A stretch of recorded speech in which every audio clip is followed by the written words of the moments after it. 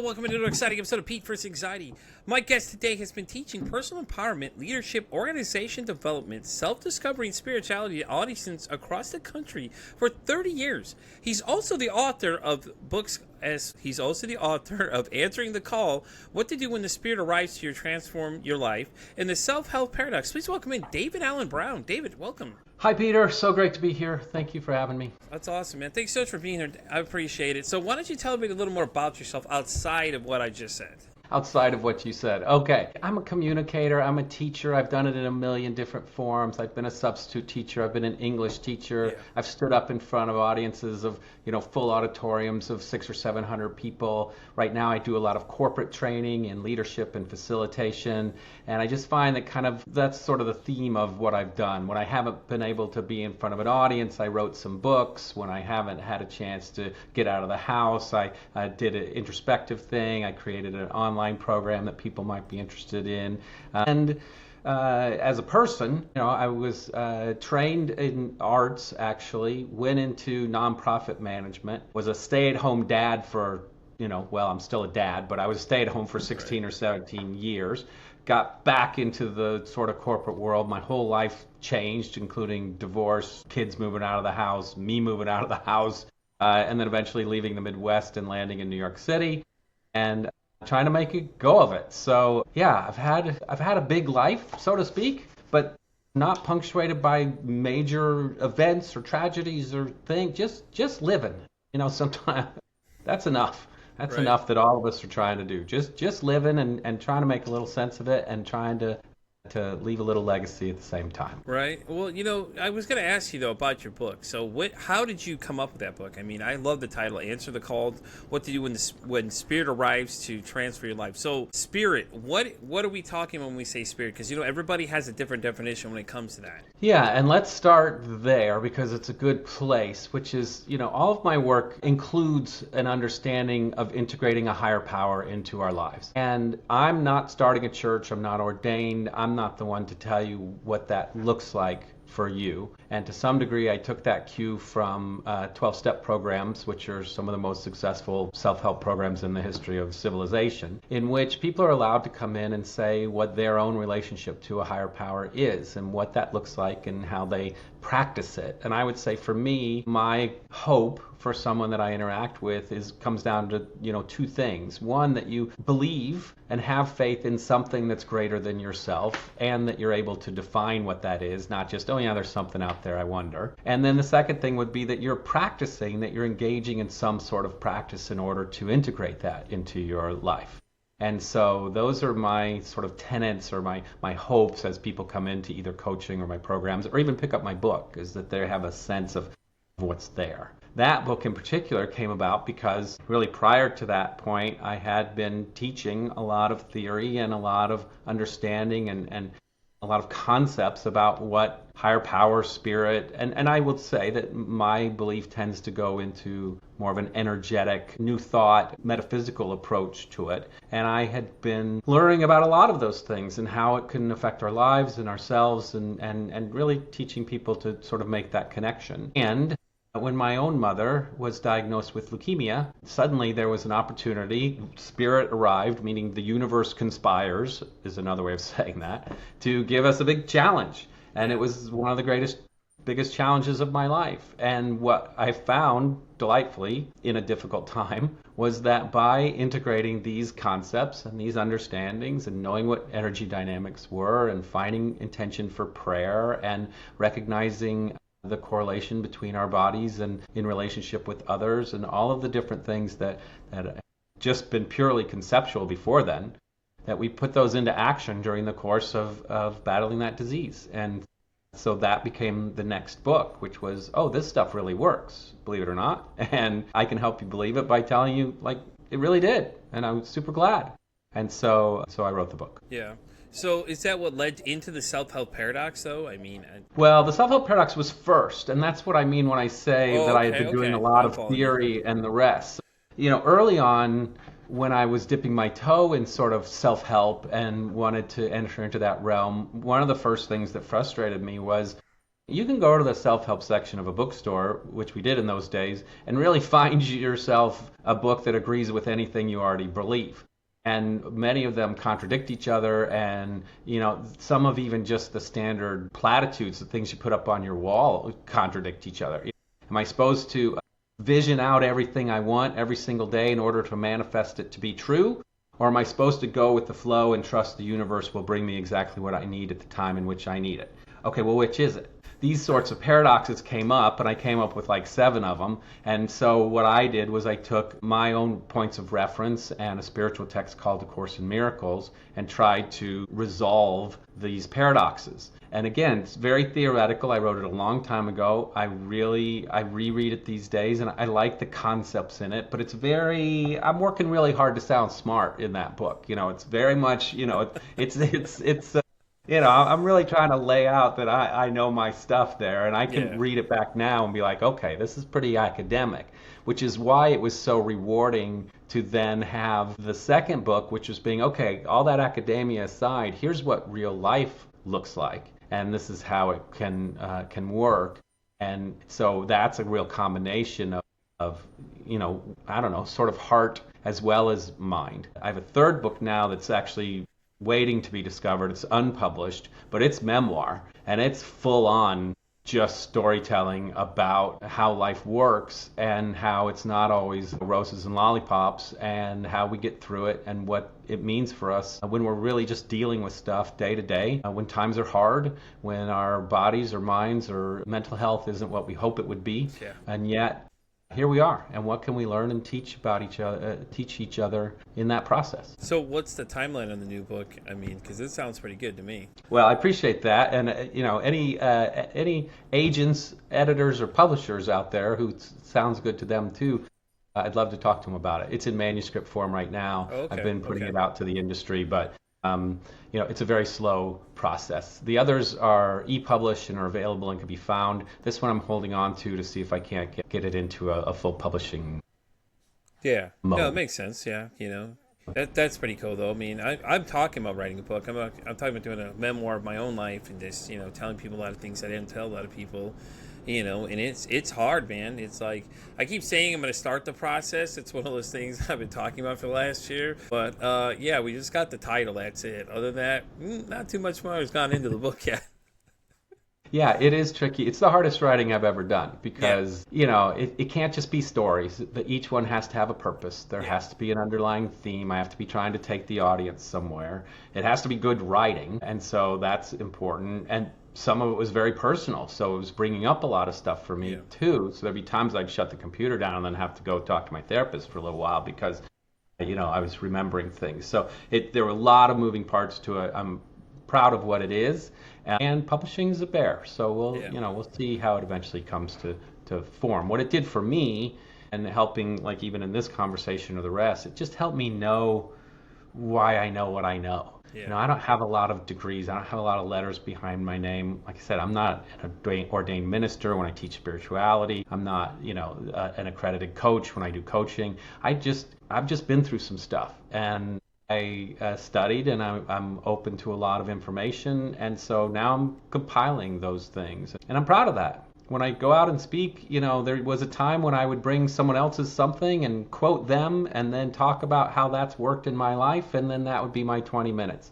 And now I've set that as, I'm bringing me these days. Exactly. I'm bringing my authentic self. This is what I went through. This is what I've learned. This is how I know what I know. Maybe that'll help you too. Do the same format, you start quoting yourself. Oh, wait, that's me I'm talking about over there. Yeah, I've had people read stuff back to me and have been like, wait, I said that? What?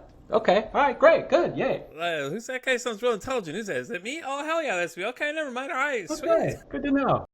So speaking of mental health, do you have any mental health issues now that you could discuss with us openly? Diagnosed? No, not at the time. I have mental health issues. I think that's one of the things that we don't talk about enough. Daily life is about maintaining our health. Mm-hmm. And that's on all levels. So that's physical health, that's sociological health, that's our business and our health, and it's our mental health. How do I feel today? I woke up today feeling a little groggy, and I wanted to explore sort of why that is. Now, I definitely had a pretty strong bout of depression, which I was in talk therapy for. I never went through medical treatment for that, but there's no doubt that I reached a point where it was severe, Yeah. and went into suicidal thinking and a little bit of ideation. That's when I really immediately sought more specific help that I had been getting before. So I have that history. And I raised a daughter who's neurodivergent and Oh, okay. suffered from extreme anxiety from puberty, well, to this day, although it's being managed quite well right now. And that was a journey. I mean, there's nothing quite like entering into the healthcare system and the sharp learning curve of what adolescent anxiety is. And we were not faced with a prescription and it all smoothed out situation. We had an extreme, including hospitalizations and day programs and not finishing high school traditionally. Yeah. And the rest. So among that spectrum, I'm well versed in mental health and the rest. Yeah, I was raising my three daughters on my own at one point, so I could feel like just one. Man, let me tell you, three of them was like, it was a jarring moment, and at the time I didn't have my own self figured out. So it didn't help that I was just, a really bad place. They had to see that hard side of me. Then they were having their own issues. And, my oldest, she was talking about suicide for a bit. And then, I had to have a surreal moment where I had to have the police officers come to my house and explain to her, listen, I hope you know what you're saying people take serious. Like, you need to understand these are words that you're saying that are real. Like, you're old enough to understand that what you're saying means that you could be taken to somewhere where you're going to see what crazy looks like, and things like that too. And what didn't help is that me and my ex have a toxic relationship too, and then that played into the factor there as well. And it just didn't work well. We were terrible parents. Like, we were not great to these poor kids. These poor kids had to deal with the back and forth battle that like my dad and my mom put me through, and things like that too. And it was more my mom than my dad. My dad was just kind of like really open with me about a lot of the conversations. And then my mom, she abandoned me when I was 10, and little did I know how much that affected me until later on, man, that ripple effect that just went through and caused so many problems, but then the same sense, when I was living with my dad, I was very isolated by myself, so I spent a lot of time by myself, which probably wasn't a great idea either, because it was just, I was pretty much being my own parent at that time, because he wasn't really home much, but he was working all the time, and I was staying with whatever girlfriend was there, the flavor of the month there for that month kind of thing, and we moved a lot, and it was weird. My experience with therapy at first was my mom forced me to go, and she was telling me I had the coping issues, and I'm like, and then when the therapist told her she had the issues, oh, no, that's it. We're done going there now. We don't want to go anymore. Well, and I think you're just illustrating the point that all of us feel, which is, mental health is an everyday thing. And it goes back to when you were 10 and there was that separation from your mom, to when you were, to the time you spent with your father and those experiences. And then, children, there's no better poke in the eye than kids to kind of make us either flare up or recognize or identify the issues that we're going through. And I had a similar experience whilst I was focusing so much attention on my children that I abandoned my mental health and really myself in general in a lot of ways. And I think that's our goal, isn't it, Pete? This is why we're having this conversation, is just to help everyone understand that, we're not always talking about whether the police are coming to the house or the neighbors who are screaming out on the lawn or the unhoused person that we see that, that's a mental health issue. Yeah. We're talking about having a quality of life in which we develop the systems, whatever works for us, that help us recognize that, taking care of my mental health is also on the list. Yeah. And just like I have to put the effort into these other things, I have to know my own history to the degree that it helps me understand myself, and to let go of my own history to the degree it might be keeping me from what I want for myself. And by the way, the caveat to that phrase, what I want for myself, is I have to know what I want for myself. I mean, these are thoughtful and interesting questions that all go to mental health. We look outside for them. We think it's, the right career might do it, or the right situation, or the right relationship. But really, so many of the fundamentals are about, what's my brain doing, and how am I nurturing it, and how am I aware of it, and what tools am I using? And so that's, I think, the awareness we're trying to bring. The fact too is that we're men and we're talking about it too, because if we look at the statistics of suicide rates, it's 80% of them are men, and it's Absolutely. Like, It's just crazy, but it's like you always have to ask yourself that question: what's that final breaking point for us as men to start talking about these issues? Right. You know, and that's the whole point of the podcast too, as well. It's just to break that stigma around mental health, that people understand that mental health doesn't have to be a weird thing. It's just like going to the doctor. Like, you go to the doctor for an injury, you go to mental health for these issues you're having. You know, you go see a therapist or whatever you choose now, because there's so many different options out there. You don't talk therapy isn't for you. I've got a contact list about 2 miles long of people you could call and talk to or reach out to about different things you can do, you know. So I think it's so fascinating now, the different things that people are getting into, like psychedelics and all these other things they're using for, you know, different benefits and everything else, because everybody, I think, is scared of actually, this is actually a good example. I was talking to my coworker last night, a young lady I've been talking to for a little bit that works with me. Me and her were having this same discussion about, you know, therapy and things like that, and she's like, you know, I've had a lot of problems, and she said I'm having these weird dreams, and, you know, things that she's just like, well, I think I should go talk to somebody. I said, yeah, you should go talk to somebody. Why not? Like, why not understand what it is that you're dealing with, and then you'll have a better idea where to go from there. You know, and she's been on the fence for a little bit about it, and her biggest fears were a couple things. She's like, well, they can't tell anybody what I'm talking about. No, they can't. They're a doctor. You know, it's a doctor, you know, patient confidentiality thing, you know, and you have to all that stuff. And it's like, you know, though they're not going to give me medicine, are they? Because we were talking about, what was it? Oh, God, what is that one out? There's one, okay, BetterHelp. Okay, so we were on BetterHelp, and she was talking about, oh, yeah, I went on it earlier, too. And I was looking to set up therapy for myself, or, you know, because I had left therapy for a little bit. I'm going back to it. And I was telling her a little bit, and I know she listens to the show here and there and sees a lot of the episodes when she has time. And she was talking about it. And it's very interesting because she has brought up a lot of interesting points. She was like, what about medicine? Are they going to give me medicine? Because I was asking if I want medicine. Like, BetterHelp's asking me if I want to be medicated. I'm like, well, BetterHelp, I don't know about that. I think I'm going to leave that to somebody who knows what they're talking about, you know? For sure. And, you know, it gets that question, have you had suicidal thoughts? Yes. Okay, check that box. Yes. And then it's like, are you having plans right now? And it's like, you know, it gets serious with the questions. And she was mentioning that to me too. She's like, no, I haven't had any suicidal thoughts. I think she may have been lying on that point, because she had emphasized it a little bit with me, but I wasn't going to dig any further with her, because, you know, she's telling me a lot of this stuff and I'm just listening, and I'm like, hey, listen, my best advice to you is to find somebody that works. And I said, please, for the love of God, do me the biggest favor ever. Do not stay with a therapist you feel like is not working for you. These guys are trained to know, like, they're okay with you leaving them. It's all right. You got to go to somebody else. All right, well, you just didn't work out for them. They're not going to have any feelings. You're not going to get nasty messages from, oh, God, why did you leave me, kind of thing. Right. Yeah, for sure.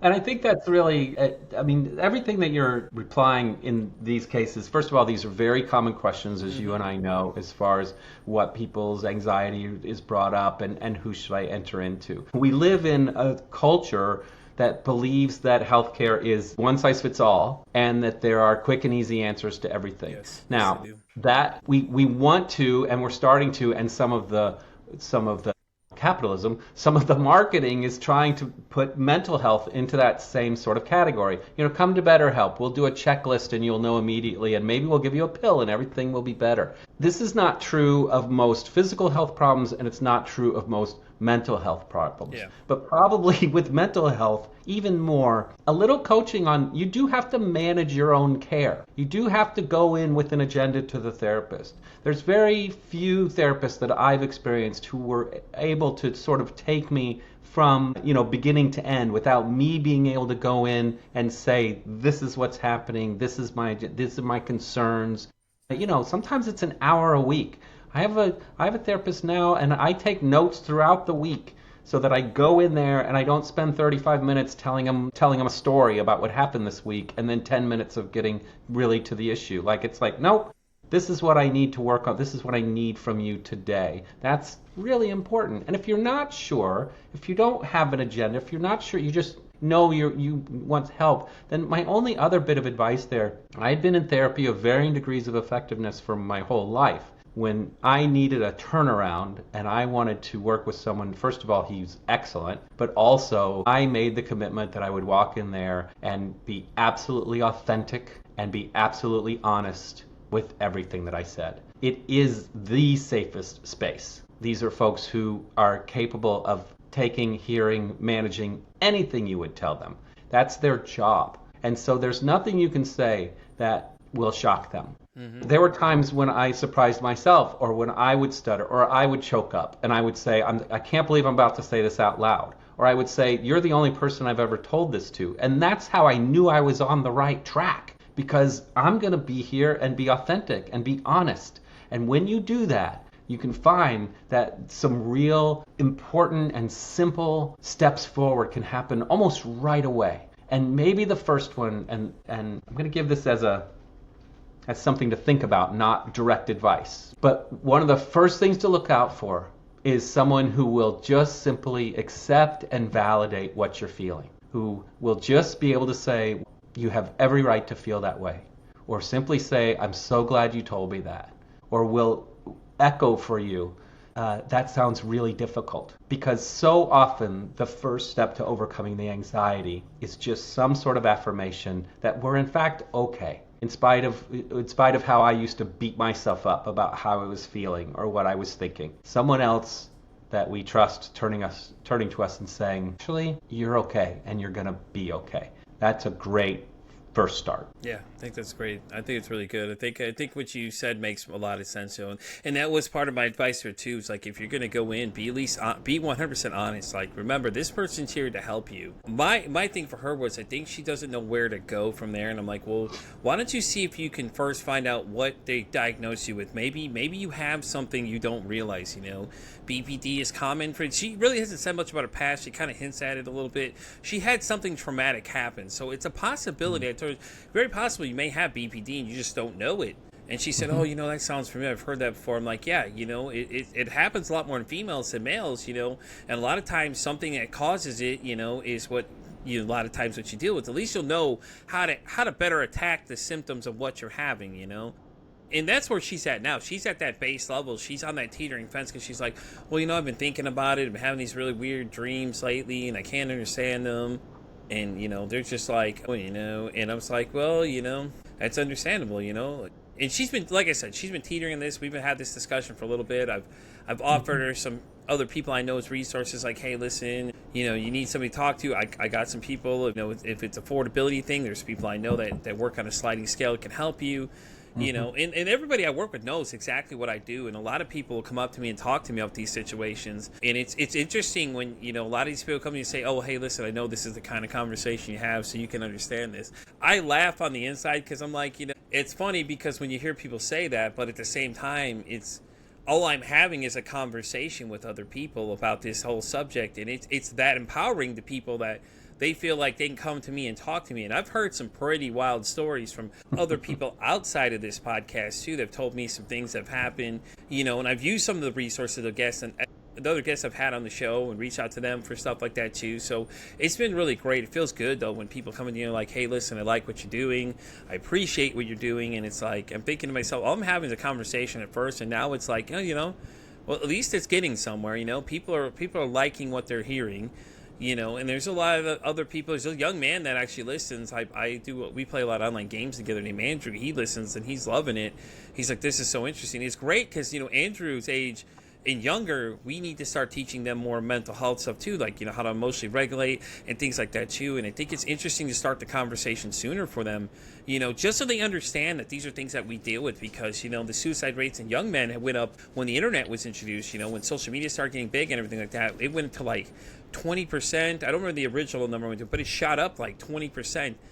And that's crazy because all you did is introduce another avenue for them to get bullied by somebody else, And, we think about it like, it's like, to us that grew up in the 90s, like, we didn't have that. You had to be face-to-face with somebody, talk to them on the phone. AOL was the most extent that you could get. And that's barely, you could really probably get into that one, too, because that was like, everybody's access to the internet together was right there, the very basic amount. And then chat rooms. That was the other function. Now we have like Facebook, you have Instagram, you have TikTok, all these different things, X. You have all these different sites you can get to now that you can just start all this information coming at you. And I feel like a lot of it too, especially in the younger kids, it's a lot of misinformation gets tossed around, because they start, seeing these people say these, oh man, this, and then it's like, okay, what about that? And it's like, all right, well, okay, this is great, but what is your background that you're giving us this kind of, information that you're just like telling us these wild thoughts?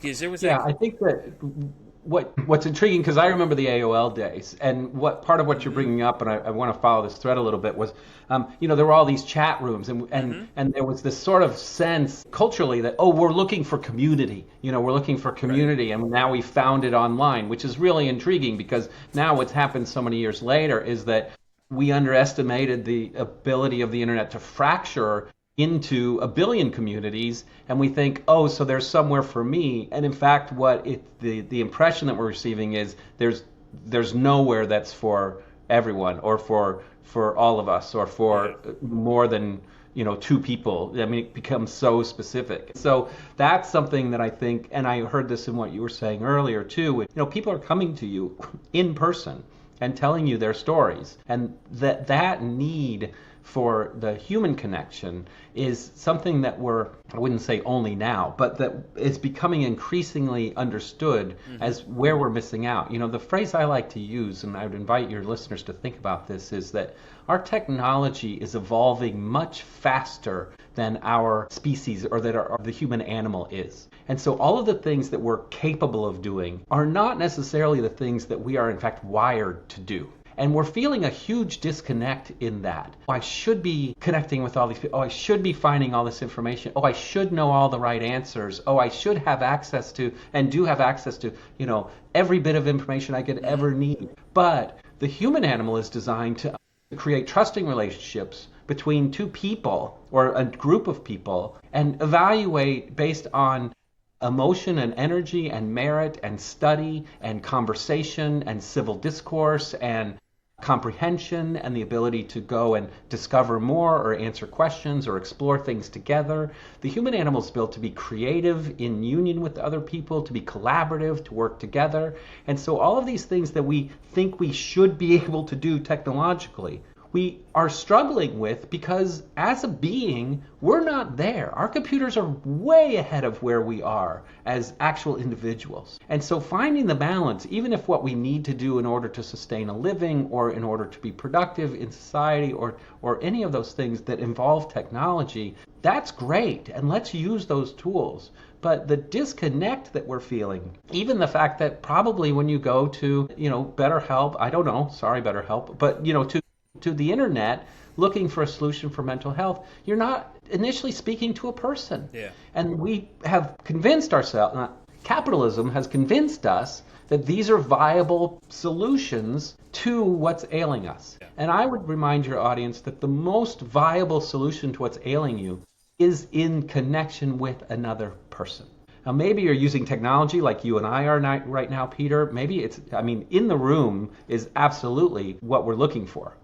Literally, as a physiological being, that's what we need. We are thousands of years into being hardwired into understanding every nuance of eye blink, facial expression, muscle clench, body language, all of the rest. This is what we are built for. And to suddenly think that in the course of 20 years after eons of evolution, that suddenly, now we're adept at doing all that from 20,000 miles away, or 2,000 miles away, is preposterous. It's just not how we are built. And so I would say, fundamentally, the first thing for your folks to think about is to find a Peter in their lives, and someone that you could walk up to and casually say, hey, I've had this thought. And it doesn't have to be about mental health. You walk up to someone and say, hey, I had this thought about, K-pop Demon Hunters, or I had this thought about the Mets crashing this year, or I had this thought about, what's going on in this tweet that I saw. But this is what we're missing out. And we've convinced ourselves, oh, this stuff is so amazing. And it is, but it's not what we were built for. And that connection that folks are missing may very well be just a very simple interpersonal connection. Yeah. Yeah, remember though, we have everything accessible at our fingertips now, man. We can just hit a button and we can connect with people on the internet, and yeah, that's not always the greatest thing, especially, the chat room settings for some of these online video games. Not a great idea. Let's we're not going to revisit the Call of Duty days back in those lobbies where you hear people reference all the time the things that got said in those rooms. You bet. And let's take that into just some of the most fundamental understanding of how our most base impulses work. We are a being that's designed to appreciate the ability to predict and to have a certain level of safety and to know and be able to anticipate that what's about to happen next. And so when those elements are taken away, say because we're in a chat room where anything might pop up, or we are interacting with strangers who literally through these programs pop up all of the time, there's a tolerance for that we have. We like roller coasters, we like scary movies, we like putting ourselves on the edge and doing that sort of thing. But when we live in a sustained state, an ongoing presence of the unknown, then literally chemically, our brains are in a constant state of fight, flight, or freeze. That's not how we're meant to survive. That difference in how our brain chemistry is being invited to live is the seeds of, that's the definition of anxiety. Anxiety is I'm in a place of uncertainty and therefore I have entered into a place of fight, flight, or freeze. Okay, that happened. That's a natural thing. Good. That's bear in the woods stuff. Okay, there's danger here. I need to have that to survive. But when we're placing ourselves in that space constantly through chat rooms, through scrolling, then this is why it's a healthcare issue, because we're literally asking our bodies to do things that they aren't designed to do. And that's why the call to get off of social media and all those types of things is not just, old people, hey, get off my lawn, why don't you go read a book? It's experts saying you're inviting your brain to do stuff it's not conditioned to do. Switch it up once in a while. Yeah, true. And it's very addictive too, A lot of those sites are set up to continue to pull you in based on the whole, your feed and things like that. And it's hard. Like, I'll admit, I had that problem at one point because, I got really addicted. So now I tend to unplug. Like, I'll post some stuff and then I'll just, after a certain time, I just turn my phone to silent. And then if you need to get a hold of me, you can get a hold of me. If not, then it'll wait till tomorrow, especially with social media and things like that too, because you can get so caught up in it, especially with TikTok. TikTok's really bad about that. It's like they always send you all these invites. Oh, so-and-so's live. And then you have that fear of missing out. And I'm like, yeah, I'm good. I'll pass. Oh, I didn't see you around, Pete. Where have you been? Peter? I hadn't seen you in a while. Just been busy, That's why I tell them, I've just been busy. Because some people just can't handle the fact that you're not there. And then it's, oh, you don't support what I'm doing. I'm sitting on the internet all day. This isn't the real world, man, okay? That show passed and gone a long time ago. You know why it's not still here? Because it was just like one of those phases you go through. Now the internet's even worse. TikTok, you get these people streaming for hours on end. And it's like, I don't know how y'all find the time to do it, man. I couldn't do it. It's ugly. It's rough, and then it gets ugly. And then when you get down to the thing, it's just so toxic. The environment's so toxic when you really get deep into it, because all these little social groups, like you were saying, there's all these different groups of people to connect to, and all these people have these little family things, and I'm like, oh God, what's going on? It feels like I'm about to join a cult here. For some of them, it was like, oh, well, you need to do this. And there's a list of more rules than my mom gave me as a kid. I'm like, what is going on here? What? I'm just trying to, be here. I'm not trying to be a part of something else. I'm not drinking the Kool-Aid either, proverbially. Thank you, though. And it's just how it is. Yeah. It's just so weird. To me, it was like when it first got introduced, it was like we used to have, the instant messenger thing. That's how you communicated with people. Now it's like I go to some of these chat room things and there's so much going on. I don't know what the heck is going on. And then people are mad about this and people are mad about that. And then you get banned for saying this, but you don't get banned for doing that. It's like, okay, well, yeah. Well, and let's put that in context a little bit. And I'm kind of playing a game. This is not something that I've brought up before. So let's just explore this for fun for your listeners. And my question would be how many people loved Adolescence? You take 13 to 17 or 18 years old. These are the most formative years of our lives. Right. And I just want people to think back, how great was junior high for you? How great was, ninth grade? Did you just love it? Or, what are a couple of the first words that come to mind when you think about ninth grade? Man, ninth grade. Yeah. God, it was it was a rough year because I didn't spend long at the school I was at for ninth grade, I think. Okay. Because, it was sophomore year to senior years where I really kind of had a grounding. I was a new kid in a new school, meeting new people that I've never met before, and I didn't know how long I was going to be there. And I didn't know anybody. So we're back to the self-isolation thing. I was by myself constantly all the time, Right. And it wasn't until I got into sophomore year, though, that's when I finally had some kind of sense of connection, made some friends. I actually got out of the Okay. house and started doing more social things, and stuff like Sure. that, too. So some of the first, like the first word out of your mouth was rough. Yeah. And then, new place, tons of unknowns, trying to figure out where you're fitting in, a lot of fear of missing out. I think the great ultimate adolescent paradox is, oh my God, what if everybody's talking about me? Yeah. Oh my God, what if they're not? Like you're in this constant stage of like, where do I fit it, the whole thing? Some of the methods of interacting today, and think about this for your listeners to think about this as they think about what those relationships or what those situations are really like. It's perpetual adolescence. It's perpetual, I don't know if I fit in. Oh, I'm trying to set rules. Oh, I'm trying to live up to other people's expectations. Oh, I'm wildly impacted by what other people say, by what comments go into the feed, by where I'm being directed. I'm looking to my peers on where I should show up. I'm being judged on if I show up. You had said that just a minute ago. Mm-hmm. I'm being told my character is based on whether or not I'm living up to someone else's expectations. This is the entire adolescent experience, and Yeah. it's real, and it makes sense, and it's what we do. And we're designed to grow out of that.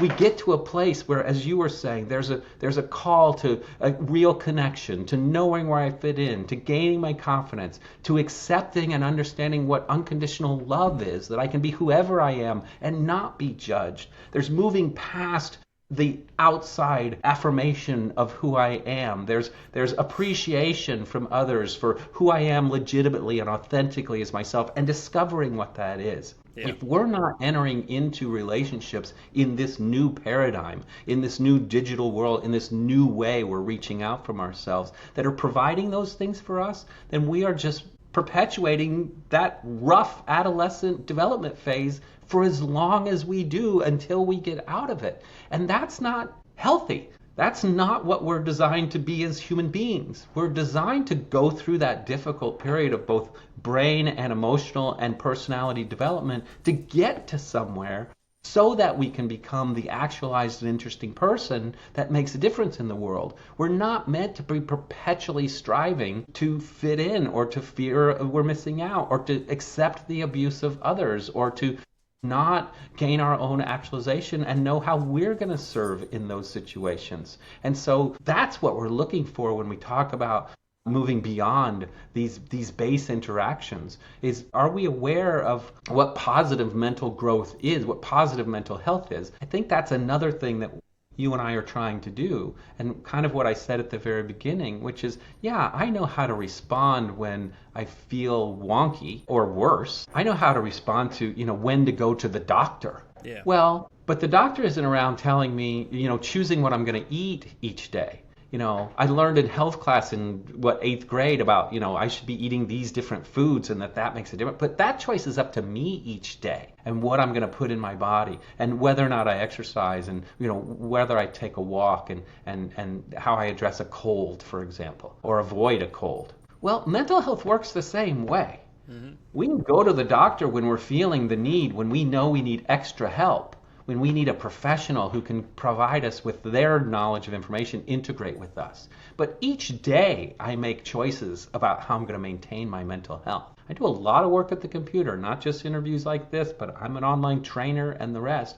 And I know when the time is to stand up, turn it off, and go walk. And it's just because that's a choice I have to make. I could stand up, move to the couch, and get on my phone. We have choices. Mental health and maintaining a positive mental health is about, well, first of all, recognizing that. Yeah. And then literally just intervening on which choice am I going to make today. Trying something, saying, that felt pretty good. Or, no, I really didn't like that.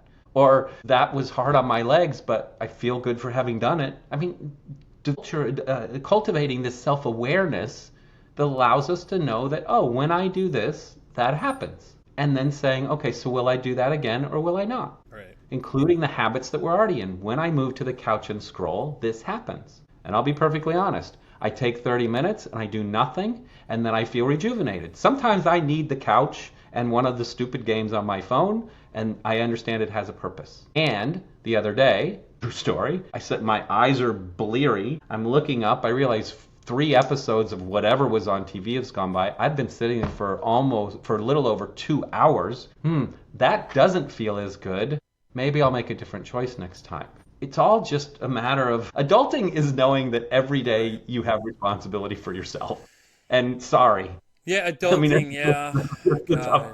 Just the tough nature of it. I love when you brought in the dynamic of, like the ninth grade and everything else, because that's what it feels like these days with all these other sites. It's like you're back in high school again, and it's like, I think that was the biggest distaste I had for it. It's like, God, I'm like, the minute I felt like, I'm like, this feels like high school over again. I'm like, I'm too old for this shit, man. I'm not got time for this crap. Right. Back, and then you back out of it, and everybody's like, oh, where have you been? I haven't seen you. They're like, you know where I've been. You know where to find me. And, and it's always so funny because it's like you have all these flashing lights and all these other great things going on, and it's like, oh great, okay, cool, and then it's like so much going on, and then it's like, oh my God, you're not paying attention. I was like, yeah, I'm good. I'm gonna back out of this kind of thing. Like, when it really got deep into it, I was just like, no, I'm good. I even had somebody try to tell me that I was trying to steal their thunder. I'm like, you're here in one spot, okay? I'm here in many spots. I think that me trying to take your thunder in this one little area, I don't think that's what's going on. I think you're in your own head. So I'm going to step back over here. And then, they try to get aggressive, and they got mad when I literally just texted back to them and said, well, that's great. I didn't read what you said. But anyways, I'm going to move on from this conversation. And they got so mad at me because I said that. I'm like, well, I just don't feel like the need. I don't feel like I need to continue to go any further into this conversation. It's just pointless, It's just like, I'm not going to allow my mental health be affected because you want to sit here and accuse me of something that I couldn't care less. Right. Yeah. I think that you've just given a brilliant tool. We have to figure out how to trademark it. But that moment when I started to think this feels like high school is like a brilliant tool for people.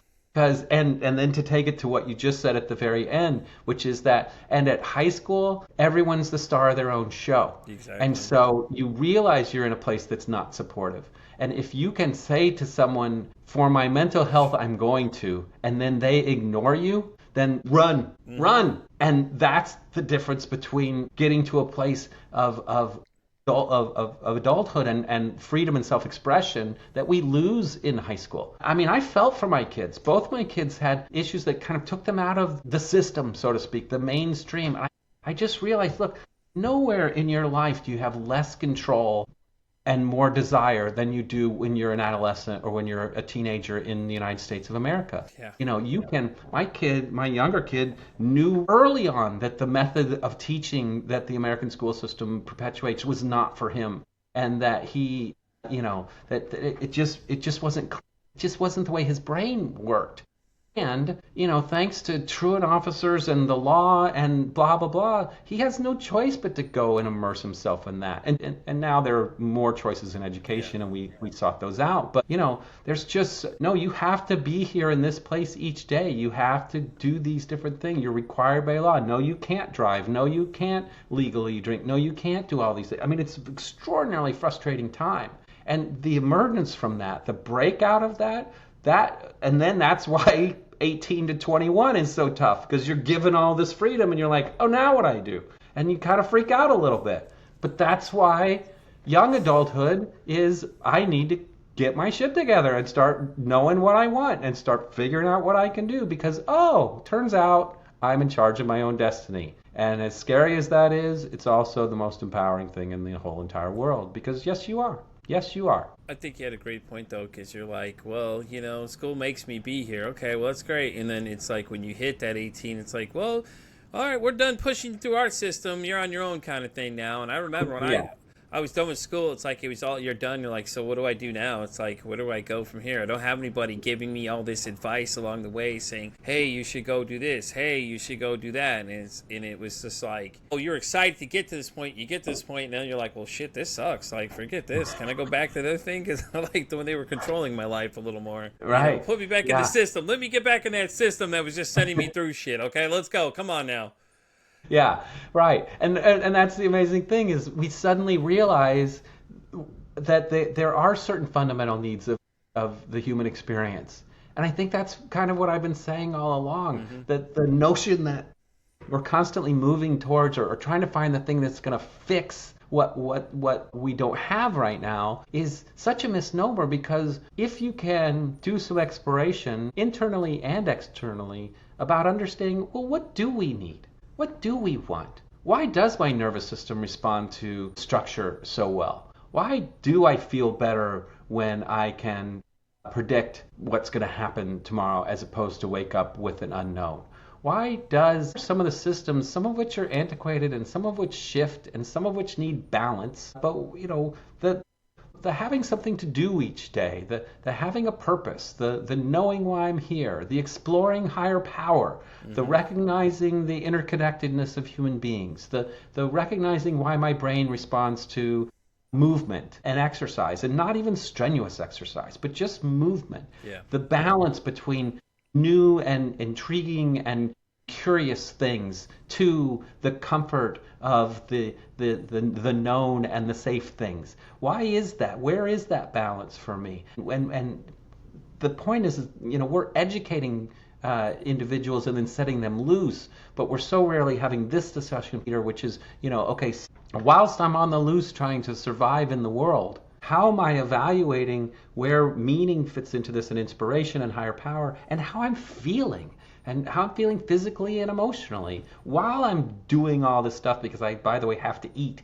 and I have to, Right. I have to survive in this That culture. damn eating thing, I got to do that too. Yeah. Sleep, or it's like, oh, I got to sleep eventually. That was the big question for a lot of people too. They're like, when do you sleep? And I'm just laughing. I'm like, that's a great question. I'll let you know when I figure that one out too. And a lot of these things you don't realize play factor in a lot of things too. It's just, you don't get enough sleep, you're not eating right, you're not doing this, you're not doing that. Just going out and taking a walk, like you were saying, just any kind of thing, it changes everything for you. And it's like, if I don't have it, like, we live in this society of I want it now, so give it to me now kind of thing. And I think with mental health, I think people need to realize it just doesn't work like that. I could sit here and tell you these Billy Mays like commercial things, I can fix your problem in 20 minutes, give me $20 or whatever, those whole things.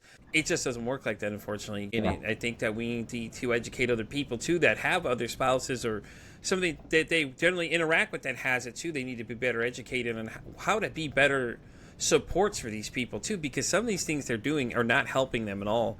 And it goes to say that you don't know what people go through every day. So that's when I ever close at the show. It costs nothing to be kind to somebody, because listen, you don't know if that interaction you just had with somebody could have saved their life. For all you know, they could have had the worst day possible, and you could have just been the bright spot of their day, just saying, hey, listen, how are you doing? Just acknowledging the fact they're even there. Hey, how are you doing? How's your day? Absolutely. Hey, I like your shirt. Hey, these little things may seem cheesy, but they go a long way in the end of the day.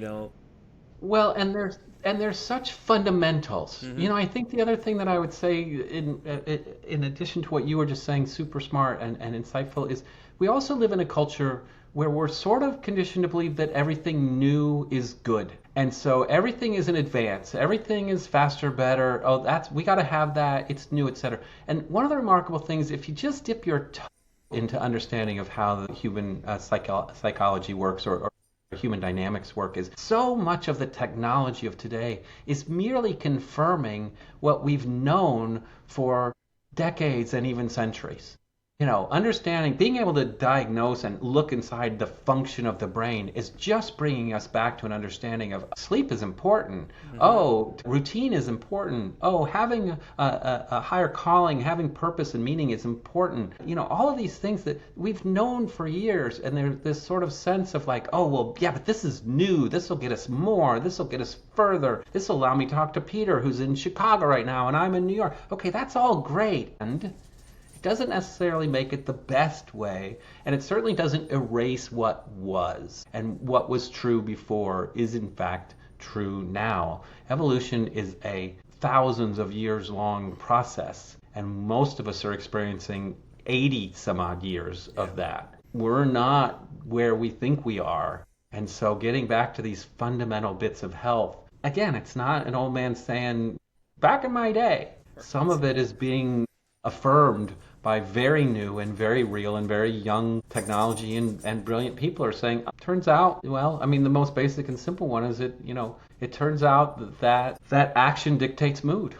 Right. For years we got ourselves into if I eat this right thing, if I think the right way, if I do the right, if I work on it in my brain, if I just keep thinking this project through, I'll figure it out. And actually, the confirmation that's blazing in neon in mental health these days is action dictates mood. You have to do something in order to have a shift in how you feel. And it's the fundamental new old way of understanding how we work. And it's like, oh, I thought it was psychology. I thought it was philosophy. I thought it was talking. I thought it was thinking it through. I thought it was, I wasn't examining myself enough. I wasn't reading enough books. I wasn't doing enough intellectual work. No, turns out the good old fundamental action dictates mood. Right. And so you have to go try something and be willing that your mood may not be great. Yeah. Oh, I tried that and didn't particularly care for it. Okay, then don't do that again. It's like, it's like that childlike mentality. You like teach kids nowadays. It's like, here, just try it. Like with my wife and I's 4-year-old, when she comes to visit, it's like my wife's like, here, just try it for a second, try it, and then you have to celebrate it like it's so. Oh, that's so awesome. Not to mention this 4-year-old kid is probably more brilliant than most of these kids her age, man. She's real smart. She knows what's going on. She's like, all right, well, I got you.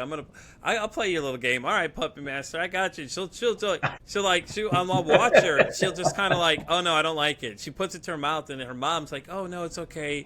You ate it. I'm like, no, but I'm watching from the other side. I'm watching her, and she's like, not. I was like, okay, I see how I play. Okay, I got you, little one. I got you. You think you're slick over here. I like it. Okay, game recognizes game, young one. I got you. It's so fascinating, though, because, my daughters are older now, and now having another child, it's not yours. So keep in mind the aspect, too, is that she's not mine. So it's a little different, though, because you don't interact a lot of times with a kid that is not yours. So, but I still treat her like she's my own. Like, I've been in these families all my life. So I have no problem making her feel welcome.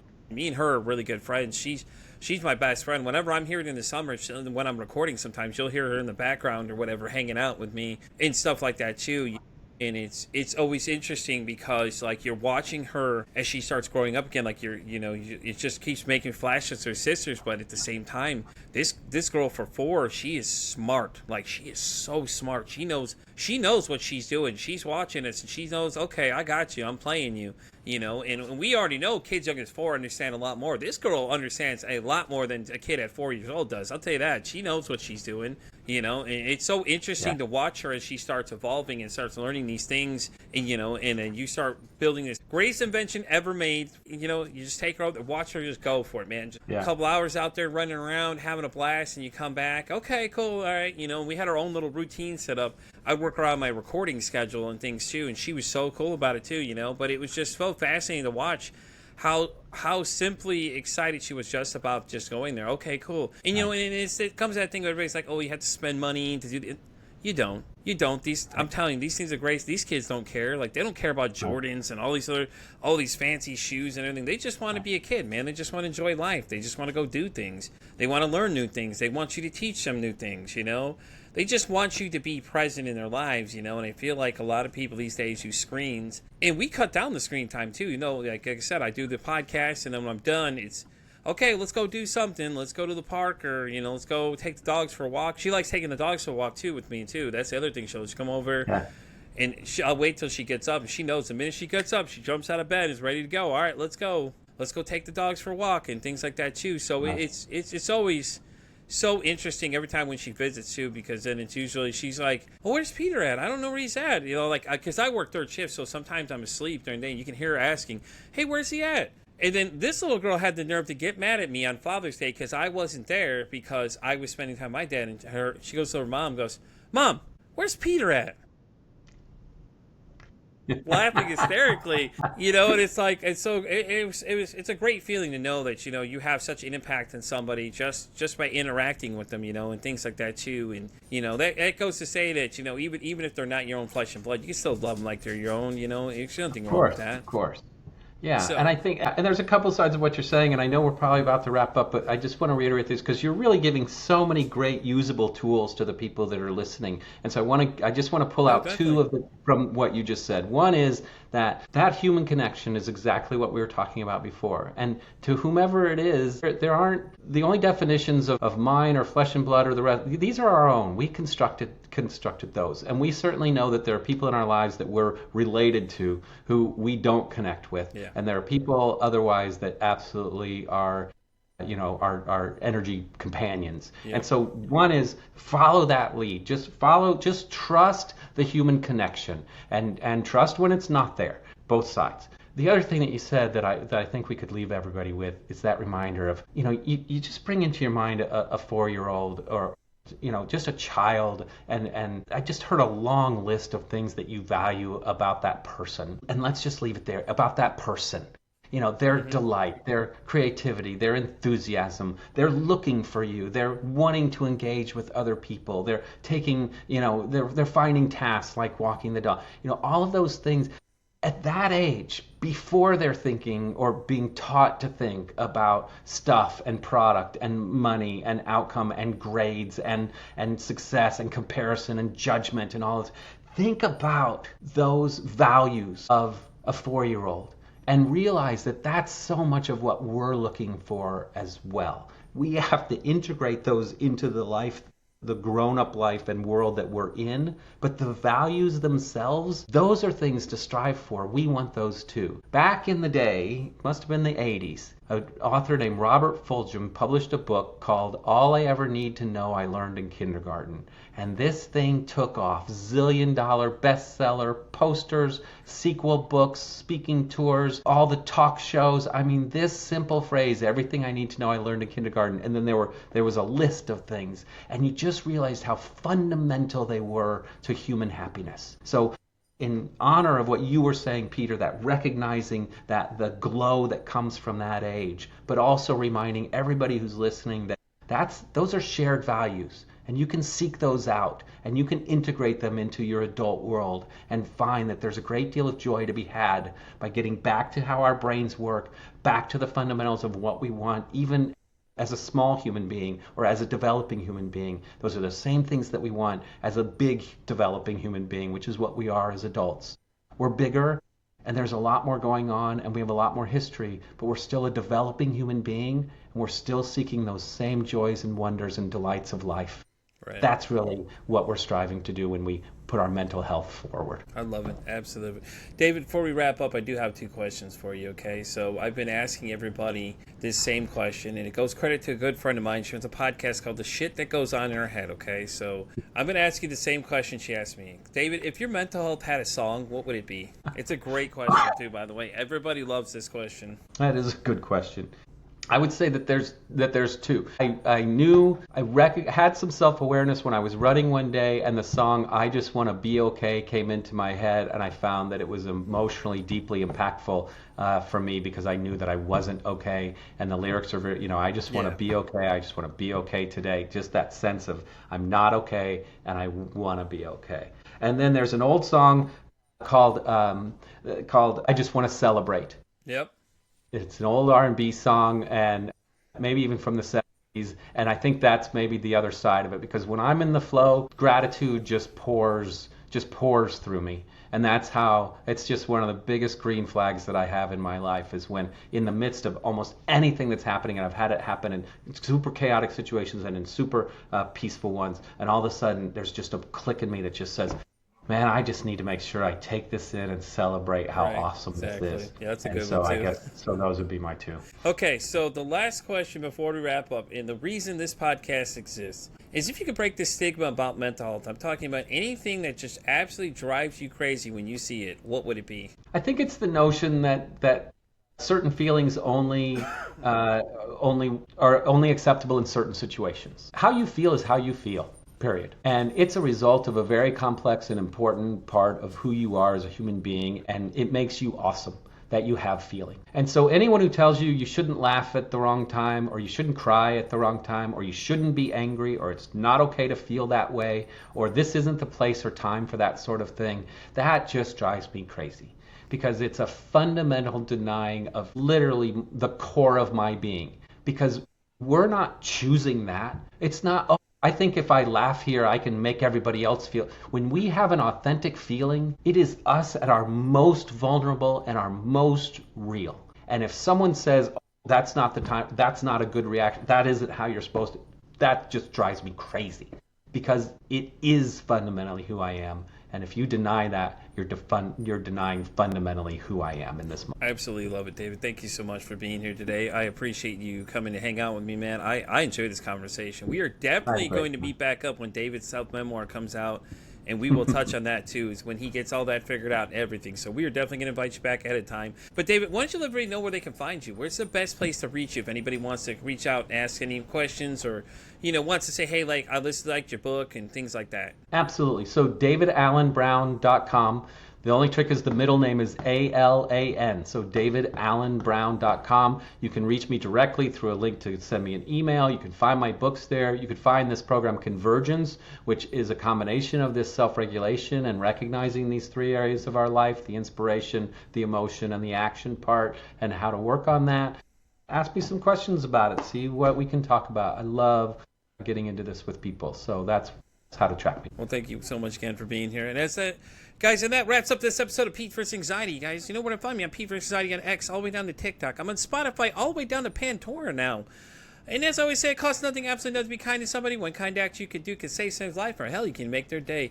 I'm Pete vs. Anxiety signing off saying, don't ask how your day is today. Say, hey, how's your mental health today?